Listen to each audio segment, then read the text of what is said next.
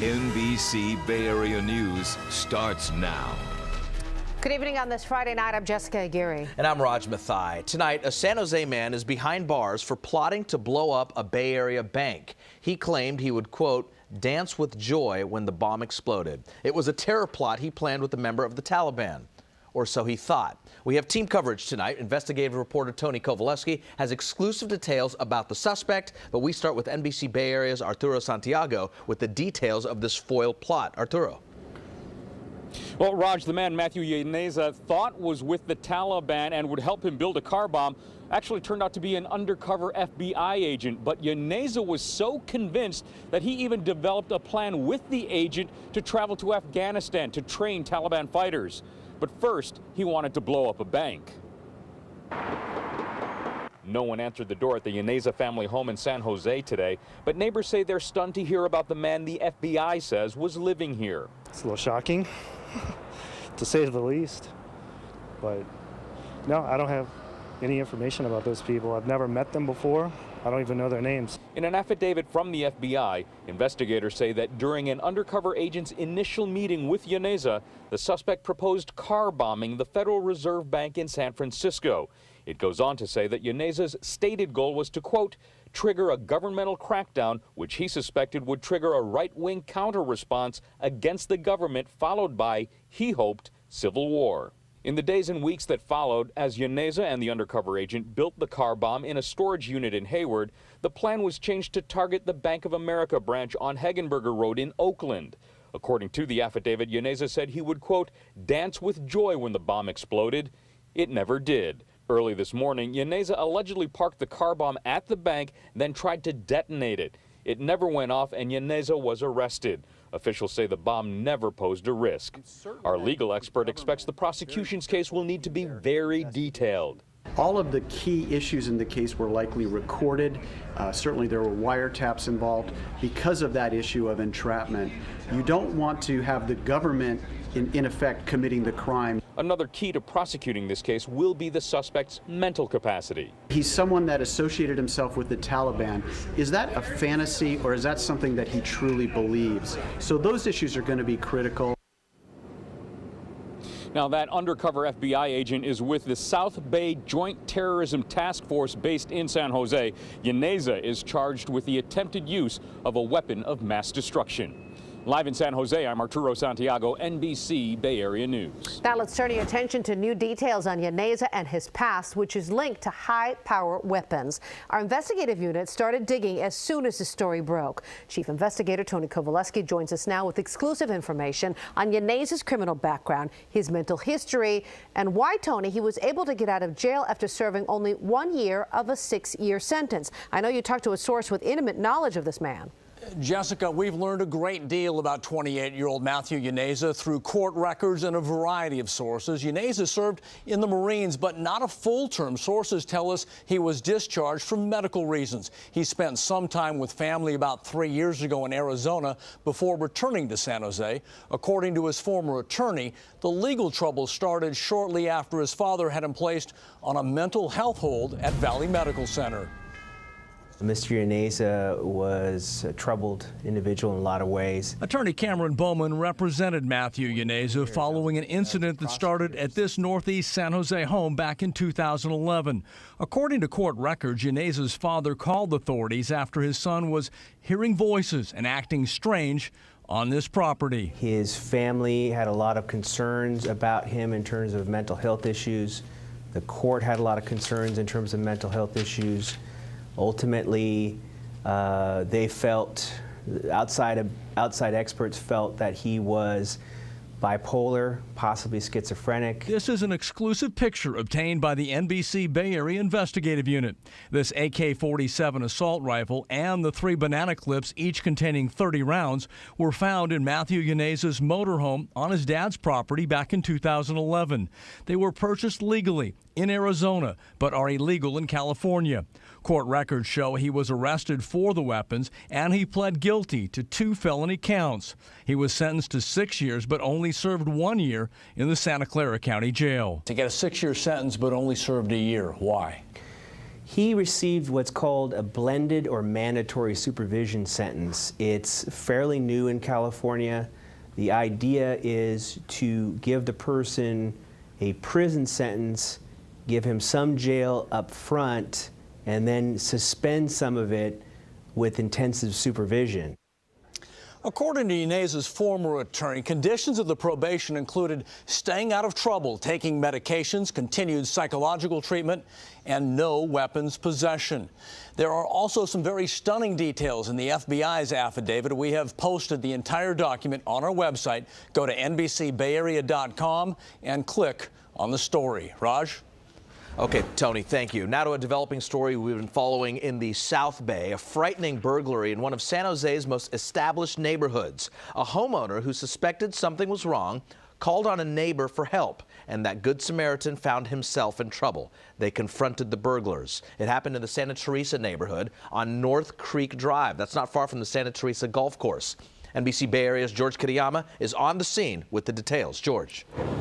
Well, Raj, what a scary experience for one woman. She says she had just come home from working out around 12:30 this afternoon, and she says she heard noise coming from inside. Carol McBride says it sounded like things were being thrown around. She went around the back and saw her sliding glass door open. When Carol saw that, she went to one of her neighbors and said she was afraid to go inside because she believed someone was there. Her neighbor went inside for her, took a look, and Carol McBride says she stayed outside the whole time.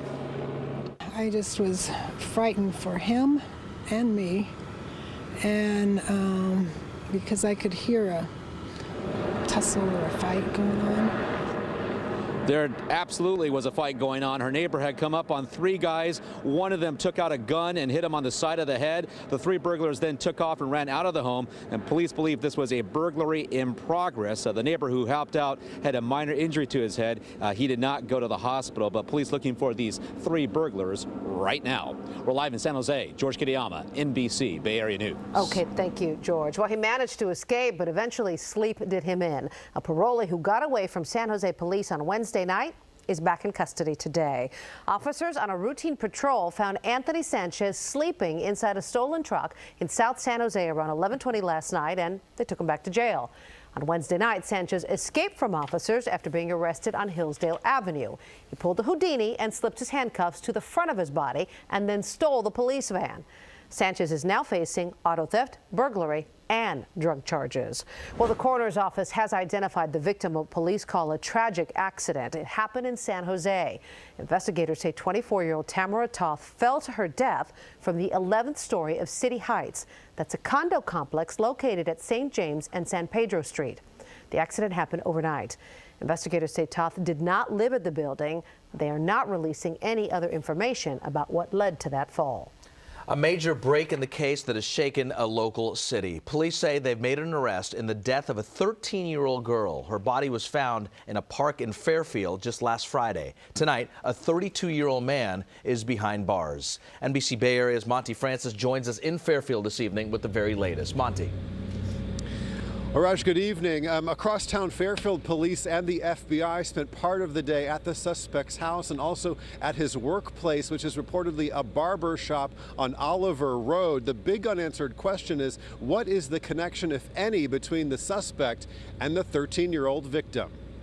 Officers arrested 32-year-old Anthony Lamar Jones of Fairfield as he was walking along the 1100 block of East Tabor Avenue in Fairfield at about 7 o'clock this morning.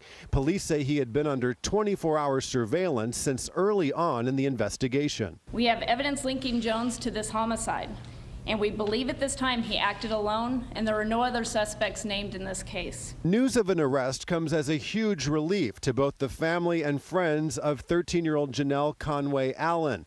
The entire community has been in shock since the girl's body was found last Friday morning in a parking lot at Allen Witt Park. Feels good they got somebody in custody, and knowing that there's always kids running around here. It's good. Ibrahim Mohammed is the manager of a mini-mart not far from where Jones was arrested, and he seems to recognize Jones from his mugshot. Once in a while he will come, I don't know, like on and off he will drop by here. but he's not a regular customer or staying around. Mohammed says he also turned over surveillance video from his store to police. Investigators were interested in seeing what happened outside the store between the hours of 7:30 and 8:30 last Thursday morning. A police camera just about 50 yards from the store captured the last known image of the girl wearing a pink Hello Kitty backpack that same morning.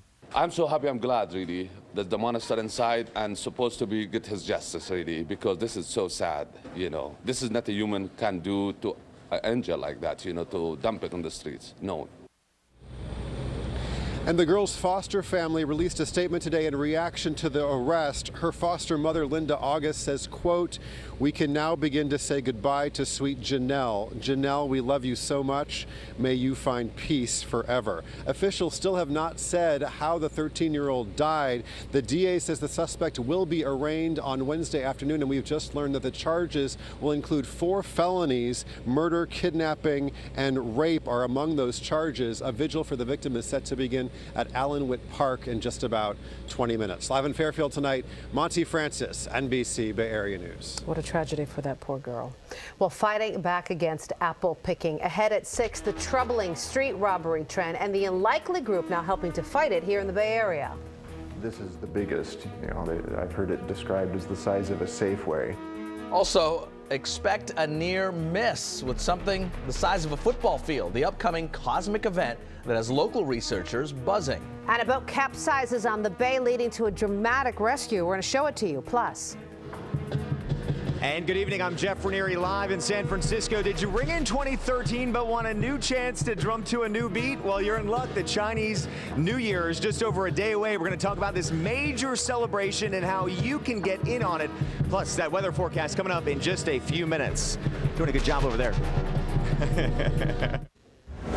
An update now to some developing news. Our NBC chopper was over the scene just about 45 minutes ago as firefighters worked to rescue 2 people clinging to a capsized sailboat. This was in the San Francisco Bay. This all played out about 2 miles from the runway at SFO. Firefighters say they managed to rescue both people on board and say their injuries do not appear to be life-threatening. It's going to be close, very close. All eyes and telescopes will be pointed toward space next Friday when an asteroid weighing 130,000 metric tons will narrowly miss hitting Earth.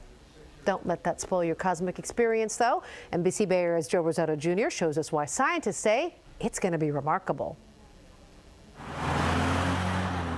You may be wondering exactly what a grocery store has to do with a large asteroid hurling through space. This exciting piece of video is all to lend perspective. This is the biggest, I've heard it described as the size of a Safeway. Next Friday, this Safeway-sized asteroid named DA-14 is expected to pass close enough to the Earth's surface to grab the attention of astronomers like Ben Burris.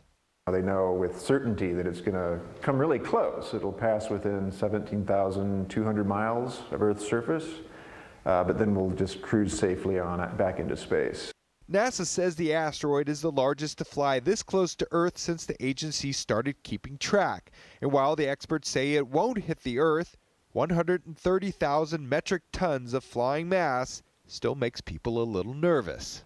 An impact by an object of the size that's going to pass next week happens about every 1,200 years. But to understand the true impacts of asteroids striking Earth, you have to travel back 66 million years. That's the time frame researchers at UC Berkeley have newly pinpointed as the demise of the dinosaurs. The dinosaurs, we think, are wiped out around 66.043 million years ago. And that's to within about 320,000 years. In a paper published this week, the group noted that along with volcanoes, the final nail in the dinosaur coffin likely fell from space. One is that an asteroid slammed into the Earth, and that wiped out the dinosaurs and a lot of life on Earth. Next Friday's asteroid pass isn't expected to be quite as spectacular, but Oakland Chabot Space Center will offer the public its telescopes to witness what may be the ultimate global drive-by. Joe Rosado Jr., NBC Bay Area News. A little more science for you here. The series of flashing lights you're looking at could be the world's weirdest baby pictures. NASA believes the strobe-like bursts are caused by interactions between two newly formed stars with overlapping gravitational fields. Did you get that? Images were recorded by the Hubble and the Spitzer telescope. Excited astronomers say they're getting some great insight into how gas and dust combine to form new stars. And by new, they mean only a few 100,000 years old. Now to an NBC Bay Area follow-up. About a year and a half after the controversy, a judge is now weighing in on the issue. You might remember the story when Alameda's emergency responders stood by while a man drowned. Raymond Zach's death on Memorial Day 2 years ago made headlines. Police say they stayed on shore because Zach was suicidal and would fight and endanger anyone who tried to save him. Firefighters say they stayed on shore because they weren't trained or certified for water rescues. Zach's family is suing the city. The city maintains its first responders acted appropriately in this tragic situation. The judge is expected to rule on Monday whether the family can proceed with its case. Well, allow some extra time driving this weekend if you're going over the Richmond-San Rafael Bridge. Construction crews will begin reconfiguring the toll plaza. Some temporary lane changes will be made while workers begin installing a new automated toll system. The work will begin tonight at 7 o'clock. Everything should be back to normal in time for Monday's commute, but the work will begin again next weekend. San Francisco's infamous double fine zones where so many pedestrians were killed back a few years ago are due to expire at the end of this year. State Senator Leland Yee, who sponsored the law creating those zones, now wants to make it permanent. The two zones are at high traffic areas in the city at 19th Avenue and Van Ness. The numbers of pedestrian fatalities dropped immediately after those double fines were imposed. Yee says there's no doubt that they make the corridors safer. Well, the Giants swept the Tigers in the World Series, and now the team wants to continue cleaning house. Today, Giants outfielder Hunter Pence visited Lincoln High School in San Francisco to kick off the Giants sweep. It's an anti-litter campaign sponsored by the Giants, the mayor's office, and the Public Works Department. The message? Simple. Join the team, keep SF clean. I challenge every one of you. There's a decision every day between what's right and what's easy. A lot of times it's easy to look away when someone throws something away. It's easy to look away, but I tell you what, I've been in a lot of cities. I've played baseball all over the country. San Francisco is one of the most beautiful places I've ever been in my life. Let's go, Giants! Let's go! Campaign involves hands-on activities, pairing city workers with volunteers to pick up the trash. It also includes an educational component. Last year, cleaning crews picked up nearly 23,000 tons of litter and illegally dumped materials. And how can you say no to him? He's very, very determined. And later in the newscast, we're going to check in with Tim Lincecum and his new haircut. Shocking. All sorts of big news. Where's Jeff Loranieri tonight? Is it the year of the snake, by the way? It's not the year of the snake. It's not. I think it is the year of the snake. This is a big weekend for a lot of people. I see a dragon is what I think. It's the year of the weatherman. No, yes, it is the year of the snake, you guys. We're having a lot of fun out here at the Asian Art Museum of San Francisco. Back here behind me, the world-famous lion dancers, part of the Chinese New Year parade happening in just a couple of weeks. But the celebrations, the rituals, they all begin weeks before many of you see that parade that you've come to familiarize yourself with that Lunar New Year. Joining us right now, Linda Lay with the Asian Art Museum of San Francisco. And Linda, a lot of people love food out there, and what you're telling me is food is a huge part of this New Year's celebration. Right, and you are what you eat. Oh. So if you eat a sweet cake, such as a New Year's cake, and you will talk sweet words. Same with this box, and it has a lot of candied fruits, and also there's a lot of seeds to have lots of children. So really each one of these things on the table has its own particular meaning. Everyone has a very special meaning, such as any kind of cake. Cake is pronounced gao, or very high, so you'll get a promotion, or the children will grow very tall. Okay, so we want lots of cake, and then you also have the fruit over here, which has I like this meaning. We talked about this earlier, right? Right. They're kind of double meaning. They're rebuses, play on words. The oranges or tangerine are called 橘子, or in Cantonese it's called gut, and it rhymes with another word that means lucky. Ooh. So when you eat oranges or tangerines, You're very lucky. That's a good thing to get your hands on. And then over here, we also have some items you may cook with that also have another meeting that is kind of worked into that family reunion dinner that happens the night before the New Year. The New Year's Eve dinner. If you cook with celery will make you very diligent. And if you have garlic, you'll be good in math. And if you have green onions, then you'll be very smart. So these are all the foods the parents love to give their children to eat. And you don't have to be Chinese or Asian for that matter to be able to get in on this culture. This is really a celebration that is kind of crossed all cultural bounds, but this is just kind of a fun dynamic of how this is all celebrated. Yes, these are the traditions that Chinese celebrate. And we also have some money, as you can see. The gold and silver ingots in front, those were the old money. But nowadays, look what we eat. We have some pot stickers. They're shaped kind of like those gold and silver ingots. So I'm guessing that might bring some prosperity? Yes, some wealth. Okay, well, we're going to have to try those in a little bit. Let's go ahead and get to the weather maps right now. Linda, thank you so much. I never knew there were so many different meetings back behind some of these foods. It's all about the Lunar New Year happening again this Sunday, and then, of course, that Chinese parade that many of you have come to know in San Francisco in just a couple of weeks. On that morning forecast, going to get cold. Temperatures in the 20s and 30s. Also areas of frost here across the north and also for the East Bay. And then you can see as we look at that forecast, if you want to come out to the Asian Museum of San Francisco. And this Sunday, they have exhibits open. The Terracotta Warriors exhibit you heard about in the 5 p.m. isn't open yet, but they do have plenty of things that you can come on out and enjoy, and the weather's going to cooperate with that with plenty of sunshine and temperatures in the 50s and also the 60s. And again, there's a lot of meaning to the Chinese New Year and also the Lunar New Year. However you want to celebrate it, it's the year of the snake here as we head into this Sunday, Monday, and Tuesday, and for the rest of the 2013 calendar for that matter. On that 7-day forecast, we keep it dry and also sunny as we head into this Lunar New Year on Sunday, Monday, and also on Tuesday. And Linda, you said these pot stickers bring what?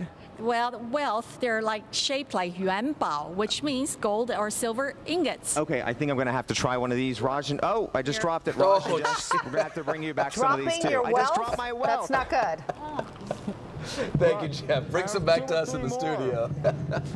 Well, still ahead at 6, another investigative unit exclusive. See what happens when Tony Kovaleski confronts a local man about millions in missing money. I'm Scott Budman. Texas makes a play for Silicon Valley companies, and a Silicon Valley executive cashes in to the tune of billions. Oh, they call it apple picking. Thieves going after smartphones and tablets. Public safety officials say that half of all robberies in San Francisco last year involved electronic devices. Muni drivers say they're able to recognize the faces of professional pickpockets from a photo lineup. The MTA says it has undercover officers on most problematic lines and is increasing its public awareness campaign. Well, we've seen a lot of growth in Silicon Valley lately, but now someone else wants to steal some of that growth away. We bring in our business and tech reporter, Scott Budman. And Scott, Texas is messing with California? It's a good way of putting it, Jessica. Yes, dispatching Governor Rick Perry to Silicon Valley to try to convince techies to move to the Lone Star State. Now, Governor Perry himself wouldn't talk, so we went to Joint Venture Silicon Valley's State of the Valley conference today, where we found local businesses unwilling to move to Texas. But to be fair, we were able to find out why doing business here is not always easy. I think as we face increased corporate taxes, it is going to make it more challenging. It is going to be less about needing to be in Silicon Valley. And clearly, with the use of technology, you can be anywhere in the world these days and be able to innovate and do your business elsewhere. Now, one company that seems to be doing just fine in Silicon Valley is LinkedIn. Shares of the Mountain View online career builder soaring today, jumping by more than 20% to close at an all-time high. Last night, LinkedIn reported quarterly earnings well ahead of Wall Street expectations. And if $1 billion is cool, well, how about $2.5 billion? That's about how much Google stock former CEO Eric Schmidt plans to sell this year. Schmidt laying out a plan to sell close to 40% of his Google holdings. Picked a good time to do it, too. Today, Google shares hitting their highest level since the company went public back in 2004. Raj and Jessica? Okay, thank you, Scott. Hackers hit the Bush family. Coming up, a personal information exposed by this attack. Also ahead, experts are saying it's one for the record books, the latest on the massive blizzard back east that's stranding travelers all the way out west. And the dramatic search continues in Southern California, but there are problems. A former cop is still on the run. Plus, I'm Sam Brock. Is it Christmas early in San Jose? City Hall is reporting its first budget surplus in a decade, but Mayor Reed is promising some things he can't deliver when it comes to breathing life back into the police department and other beleaguered agencies. I'll tell you why in tonight's reality check.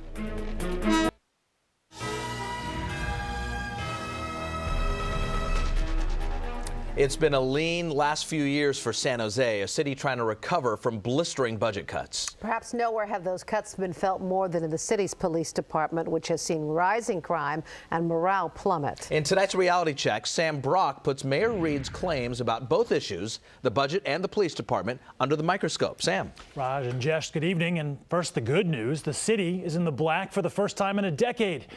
Now, the bad news, Mayor Reed and his fellow lawmakers have actually cut funding to the city's most devastated agency, the aforementioned police department, and they're hoping that you might be able to step in and lend a few dollars.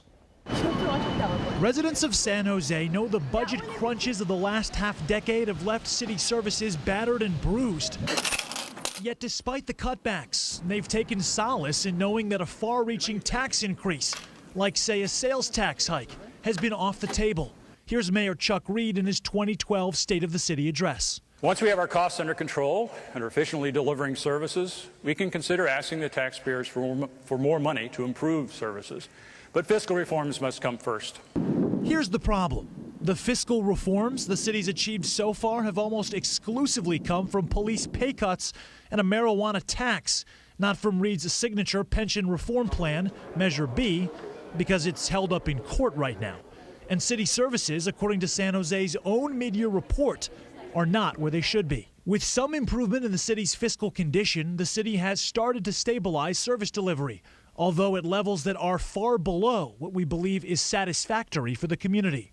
Yet despite not meeting his own criteria for raising taxes, here's Mayor Reed Thursday night. One option is going to the voters to ask for new revenues. And the fiscal reform plan includes the possibility of a tax increase. Mayor Reed has floated the idea of a sales tax and strayed from his guidelines of 2012. Now, to the meat of the matter. What about the struggling police department?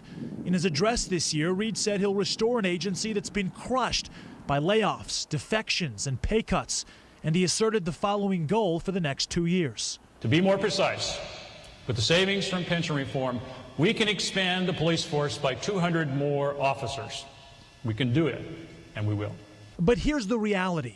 The San Jose Police Department has seen its general fund budget shrink by a projected $3.6 million this year, as the city's overall general fund rose by $60 million, according to city documents. Reed promises 37 new positions this year and 200 over the next couple. The contract. James Gonzalez, a detective with the force, says that's mathematically impossible. Yeah, I think it's disingenuous to say that we would be adding any police officers. We're predicting we'll have another 100 officers leave the department, and we know that we won't even be able to fill that with the academies. To be clear, San Jose's Police Academy has 43 cadets in this year's class and 51 the following year. We're nowhere in the realm of possibility of fulfilling the numbers that he's talking about. There literally are not enough recruits in the system to be able to meet Mayor Reed's projections and goals. Now, another point that's being swept right under the rug, the department is budgeted for over 1,100 officers. And according to Gonzalez, it's currently staffing fewer than 1,000, making it grossly understaffed, something that we already knew. Now, credit Mayor Reed with restoring libraries and community centers, as he promised he would do, and ending years of city layoffs. But he's reduced funding for the police department and the fire department, for that matter, at a time that he claims to be restoring services. I'm Sam Brock, and that is today's reality check. Back to you. Okay, thank you very much, Sam. Well, here's something Californians haven't heard for a while. State revenues are actually up. Today, the state controller announced total revenues for the month of January were $4.3 billion above what was projected in the governor's budget. An increase in car sales, rising home values, and more construction are being credited for that boost. More now on that developing story out of Southern California, where there is still no sign of a former Los Angeles cop suspected of being behind a murderous rampage. Heavy snow hampered search efforts today for Christopher Dorner. Officers trudging through snow and freezing temperatures are focused focusing on an 8-square-mile area at Big Bear Lake in San Bernardino County. Now, we've also learned that the suspect's mother may own land in that area. The entire ordeal began Sunday when a woman and her fiancé were found murdered in Irvine. That woman, the daughter of a retired Los Angeles police captain who represented Dorner in a disciplinary hearing in which he was eventually fired from the force. Yesterday, police say Dorner shot at 3 officers in Riverside County, killing one of them. We're going to continue searching until either we discover that he left the mountain or we find him, one of the two. Dorner's burned-out car was found in the area yesterday, but now authorities say it could have been a decoy or maybe even a trap. According to a Facebook manifesto, Dorner says his anger has been simmering for years and that he is now seeking revenge for having been fired. Well, check your flight. The massive East Coast blizzard is causing major delays and cancellations at SFO. More than 60 flights locally were canceled. Most of those were headed to Boston, New York, and Philly. Many travelers had to reschedule their flights for tomorrow and beyond. This man is looking at a 16-hour delay getting home to see his 4 kids in New Jersey.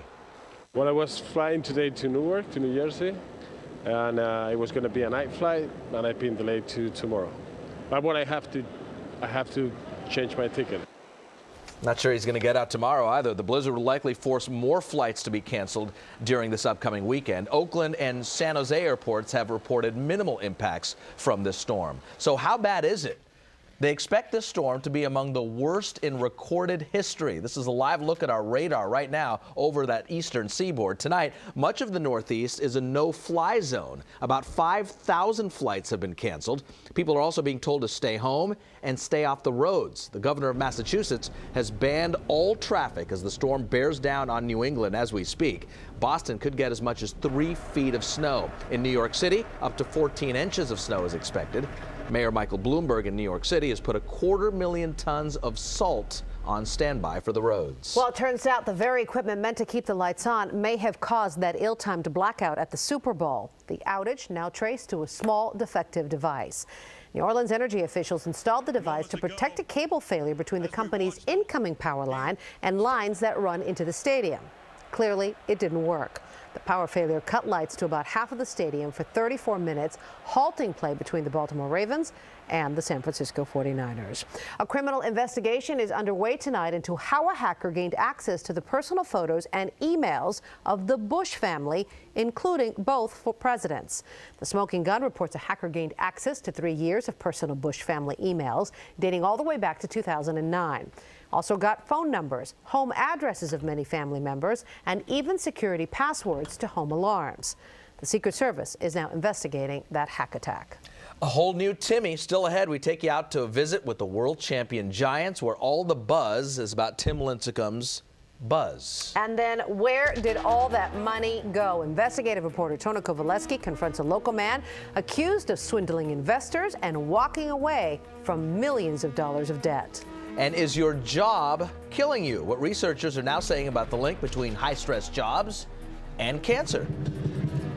And good evening, I'm Jeff Ranieri, live at the Asian Art Museum of San Francisco. Do you want wealth in 2013? Well, we're kicking it off with the world-famous lion dancers again in San Francisco, and all you got to do to spread that wealth is apparently kick the lettuce.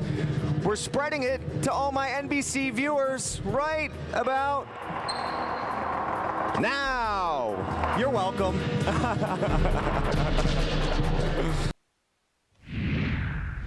In Health Matters, a new proposal that could change the way parents clothe their babies and furnish their rooms. California health officials outlined new regulations today that would stop requiring furniture and baby product manufacturers to use flame retardants. The change was proposed after complaints about the environmental impact of chemicals used in flame retardant products. California is the only state with a mandatory flammability standard for residential furniture.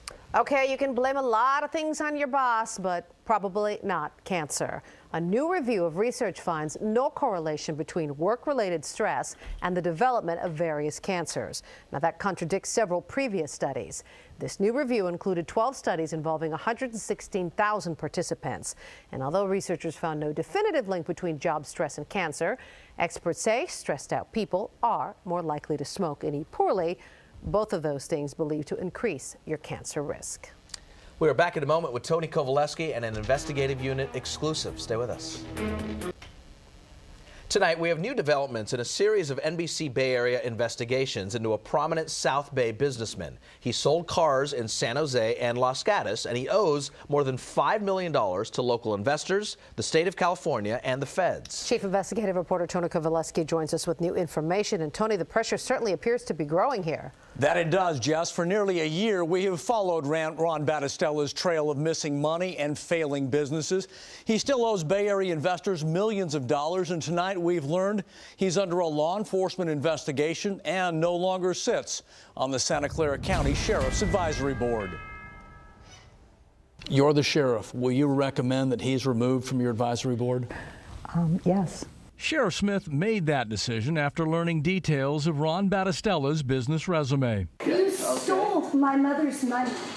You stole $70,000 from us. That's Ron Battistella on hidden camera, trying to explain why he didn't pay an elderly Santa Cruz woman the money he made selling her car. So what did you do with the money? It operated, got sucked in a black hole. After our story, he did eventually pay that money back, but there are others now chasing money from the South Bay car dealer. How many of you believe you're a victim of a crime? They all invested in a Battistella business. Now nearly $2 million is gone. They thought these pink slips secured their investment in a San Jose used car dealership. The money's gone, and so are the cars. Now, if that's not fraud or criminal, I don't know what is. NBC Bay Area has confirmed the Santa Clara County District Attorney is now investigating Ron Battistella. Some of his former investors have told us they have talked to DA investigators in the last 60 days. They've been conned.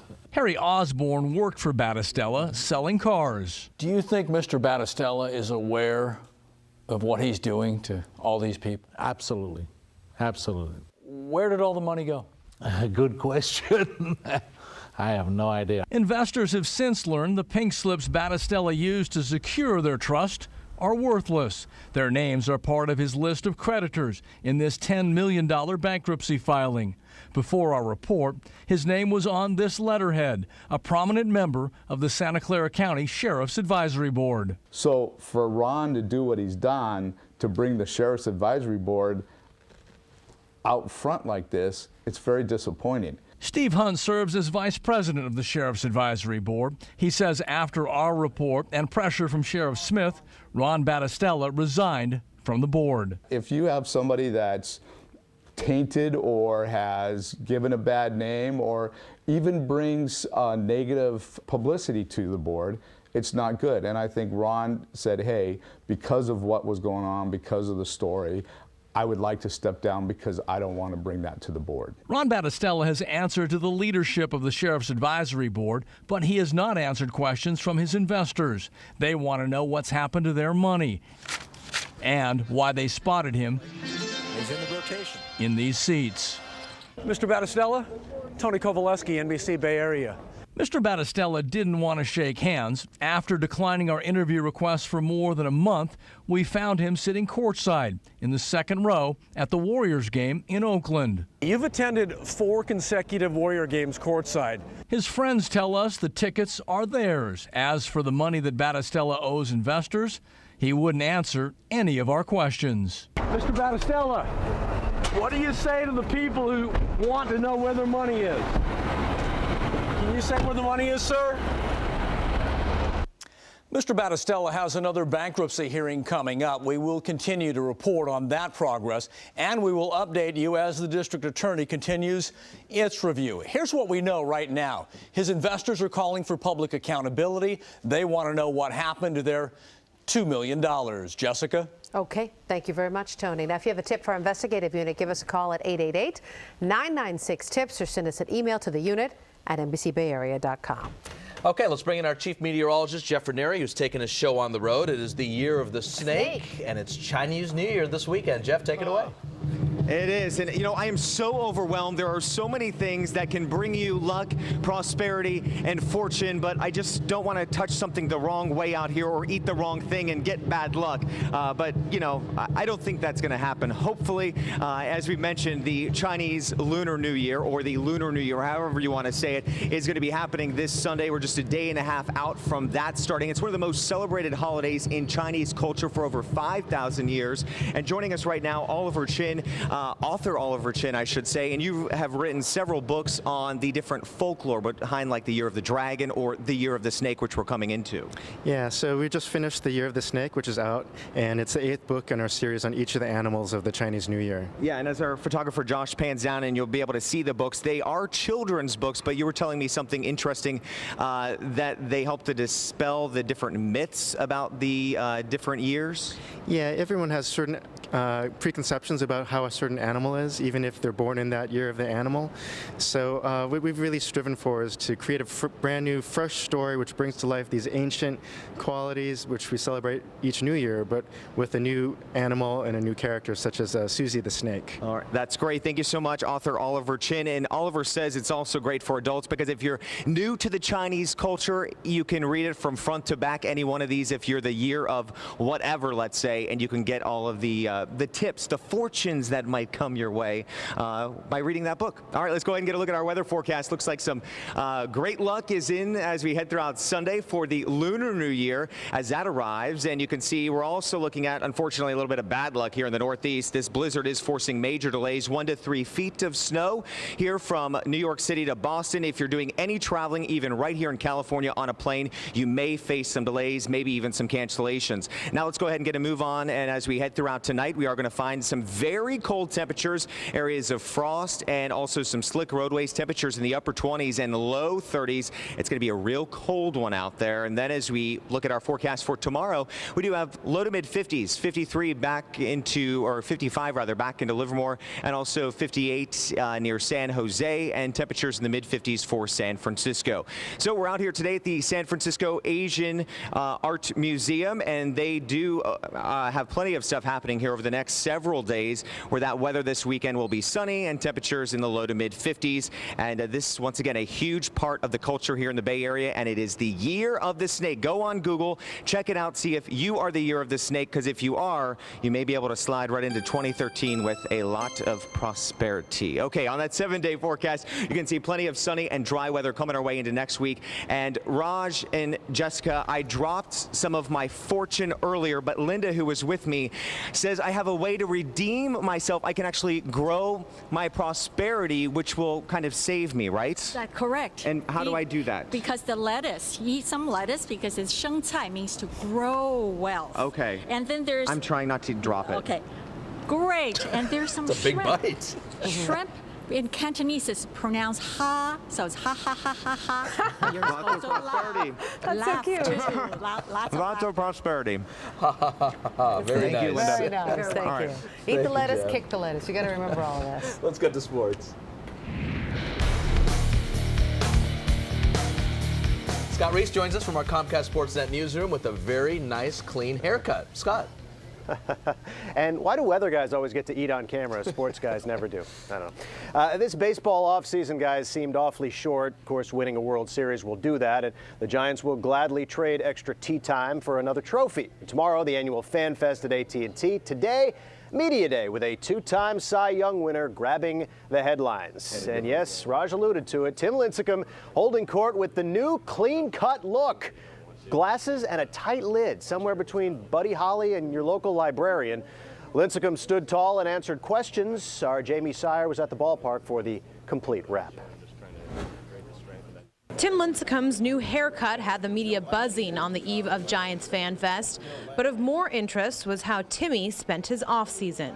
Well, actually, I just went to a different set of trainers. I'm not relying on myself as much, but going to a set of guys that I was working with in Bellevue. His head is in the right place, and obviously he's done a lot of hard work to put himself in a good position to have a good spring training. You know, that big year in 2011 where I was my heaviest that I've ever been, and then I dropped off and lost like 30 pounds. I feel like I lost strength with that.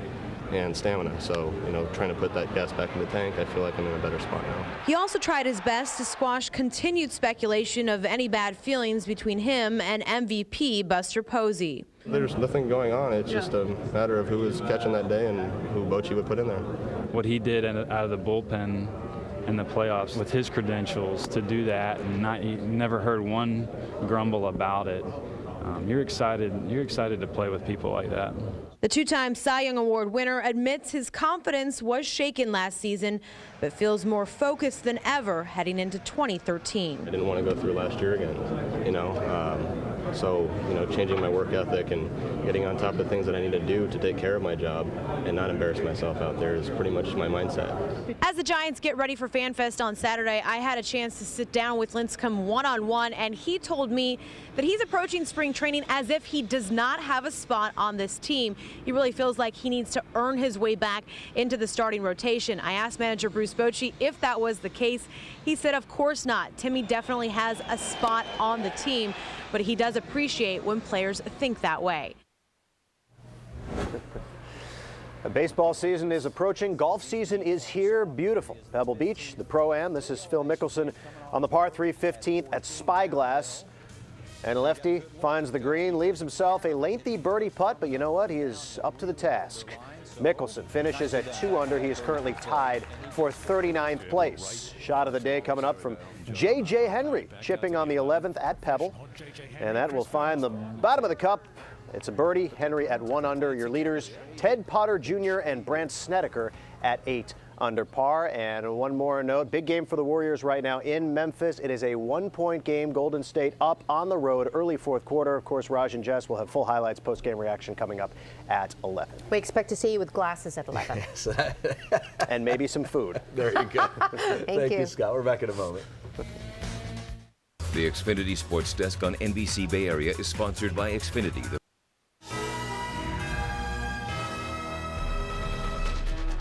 Coming up tonight at 11, trading sex for a place to live. It's happening here in the Bay Area, and apparently it is completely legal. We're going to explore that issue tonight after Rock Center with Brian Williams. We made it to Friday. We did. Have a great evening. Have a great weekend. We hope to see you back here at 11. Remember to kick the lettuce. We'll see you.